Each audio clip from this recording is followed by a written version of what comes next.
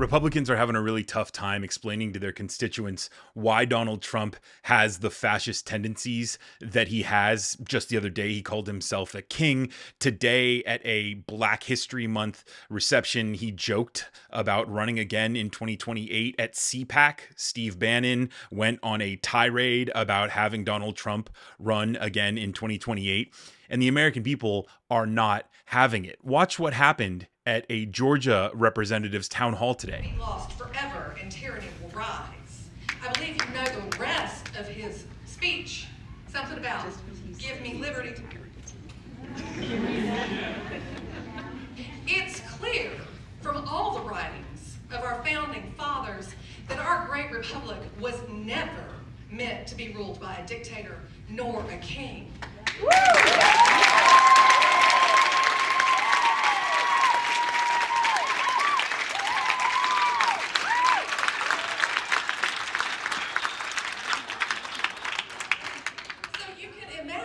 My shock and pure horror when I woke up to find that our president had given himself unprecedented executive powers and then within a few days named himself king to his followers. Yeah.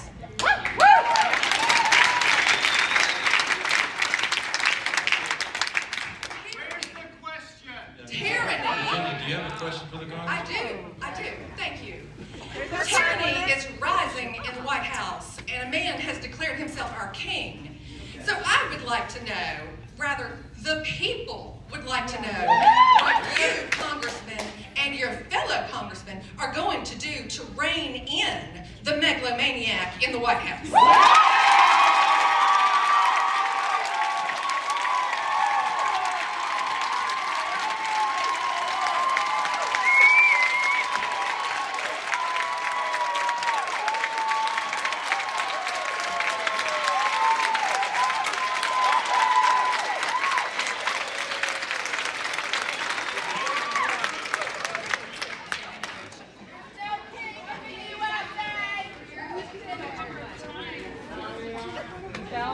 I'm not going to give you my best foghorn leghorn response. But when I was eating, go ahead, sit down, thank you. When you talk about tyranny, when you talk about presidential power, I remember having the same discussion with Republicans when Biden was elected.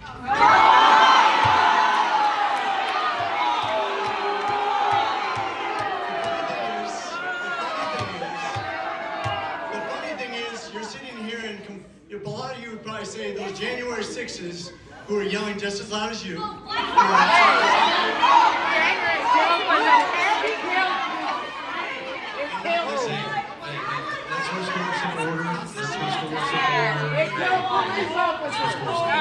yelling at me is not going to get any answer. You are offensive to the people. Hey,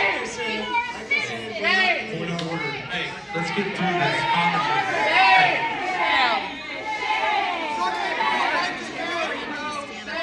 I've seen Game of Thrones too, thank you.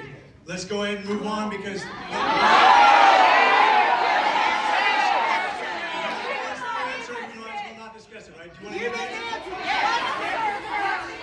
If you'd stop yelling, I will answer, otherwise we'll move on. If you would stop talking for a second, I will answer your question. Don't forget us! So if you listen to what we've projected, this goes both parties, by the way. This is a bipartisan problem.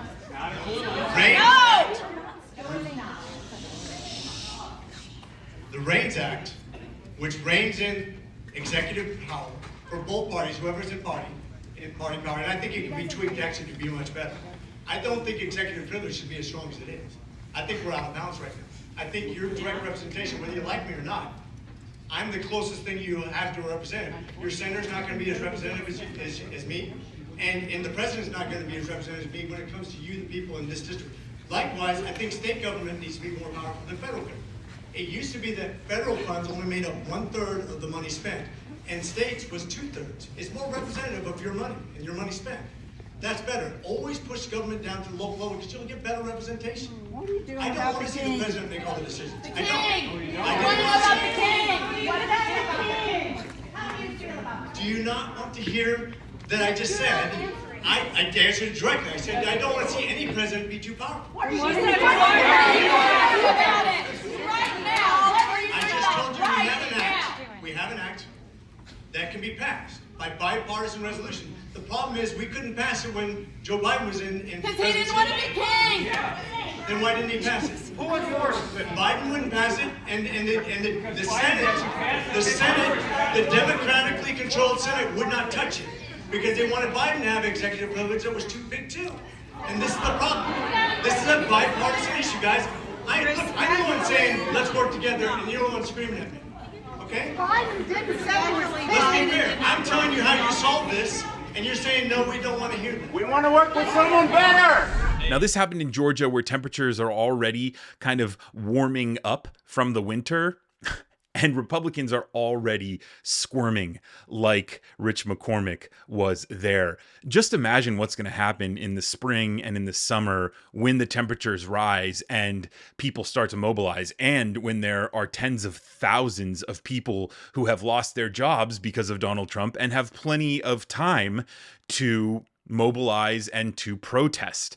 It's going to get much worse for Republicans and Donald Trump from here on out. So Donald, man, keep making jokes about how you're going to run again in 2028. And Republicans, keep sitting on your hands, letting him just continue his fascist rants and jokes and see how that works for you. Watch what happens in the midterms when a lot of the voters who thought Donald Trump didn't have a chance because of what happened on January 6th. Watch what happens when everybody mobilizes and gets out to vote against the wannabe king. Now, McCormick, I recognized him. He sits on a bunch of committees and he's always trying to be kind of a troll in these committees. So I want you to watch this next clip of him being interviewed on CNN at the end of January about Donald Trump's administration freezing kids' school lunches. Look, I mean, that is a valid goal, right, to save money and be more efficient, right? But the bottom line is, right now with this freeze, vulnerable populations could be directly impacted. And so my question to you, just to follow up with you, would you support getting rid of school lunch for vulnerable kids and breakfast and Head Start, for example, and getting rid of childhood cancer research? Do you support that? And what do you say to your constituents? I want to follow up on that question too, because I didn't hear an answer from you. Sure. So I'm an ER doc, and I know that philanthropy is where you get most of your money for childhood cancer research, for example. And it's not just child. I mean, you look at what the president just proposed, a $500 billion spending bill on AI to produce cancer early detection in the first stage on most body parts. That's his spending bill where he wants to increase cancer research. So it's just about what part of the money it comes out of. When you talk about school lunches, hey, I worked my way through high school. I don't know about you, but I worked since I was, before I was even 13 years old. I was picking berries in the field before we had child labor laws that precluded that. I was a paper boy.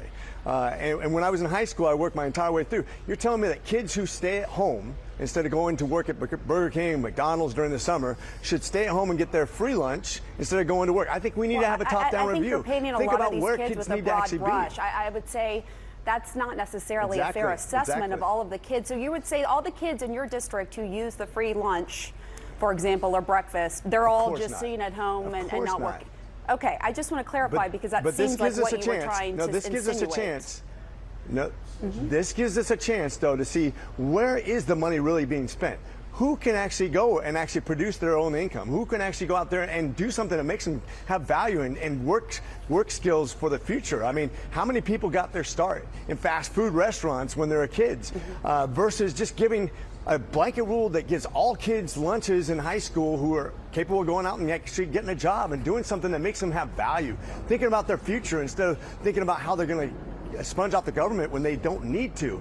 We don't give people value. We don't give them the ability to dig themselves out when we penalize them for actually working and actually keep them on welfare. That's what's been the inner city problem for a very long time. We need to have a top-down review so we can get people out of poverty, because you know what? America's very good at creating jobs and giving people worth. And we've been very traditionally good at that, but we're losing our way. And that's when we give people incentives to stay at home and not work. That doesn't work for America.